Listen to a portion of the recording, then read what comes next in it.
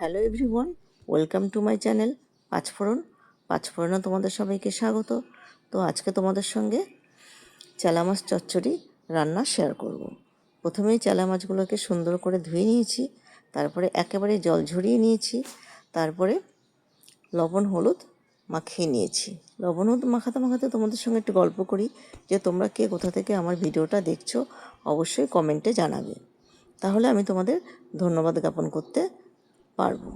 তো কড়াইতে সর্ষের তেল দিলাম এবং কালো জিরে ও শুকনো লঙ্কা ফোড়ন দিলাম। ফোড়নটাকে ভালো করে ভাজলাম। ভেজে এরপরে আমাদের কেটে রাখা একটু বড় করে টুকরো করা পেঁয়াজগুলো আমি কড়াইতে দিয়ে দিলাম। হালকা নাড়াচাড়া করে দিলাম। হালকা নাড়াচাড়া করতে করতে আমরা এবার ছোট ছোট টুকরো করা আলু কড়াইতে দিয়ে দিলাম। এরপরে দিলাম সামান্য হলুদ আর স্বাদ মতো লবণ।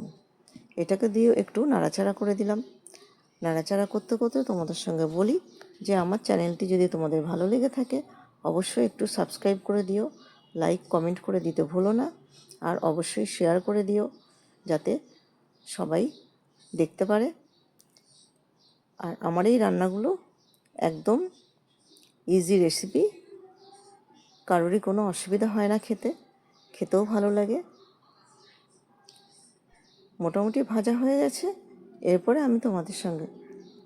আমি দেবো টমেটো কুচি।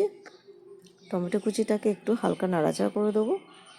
পুরো রান্নাটাই কিন্তু ডিমে আঁচে হবে, এতটুকু আঁচ বাড়ানো যাবে না।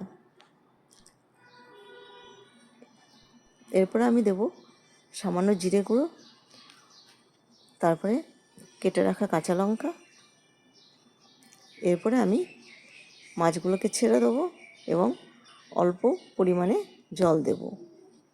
পুরোটাই রান্না কিন্তু ধিমে আঁচে হবে। ঢাকা দিয়ে রেখে দেবো। তারপরে ঢাকাটা খুলে দেখব যে জলটা পুরোপুরি মরে গেছে কিনা।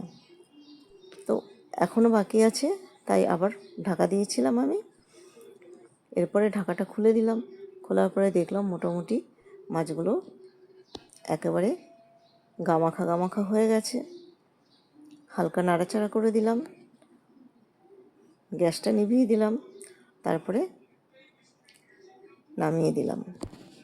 এরপরে গরম গরম পরিবেশন। তো আমার এই ভিডিওটা যদি তোমাদের ভালো লেগে থাকে অবশ্যই লাইক কমেন্ট শেয়ার করতে ভুলো না, অবশ্যই সাবস্ক্রাইব করে দিও। Thank you for watching.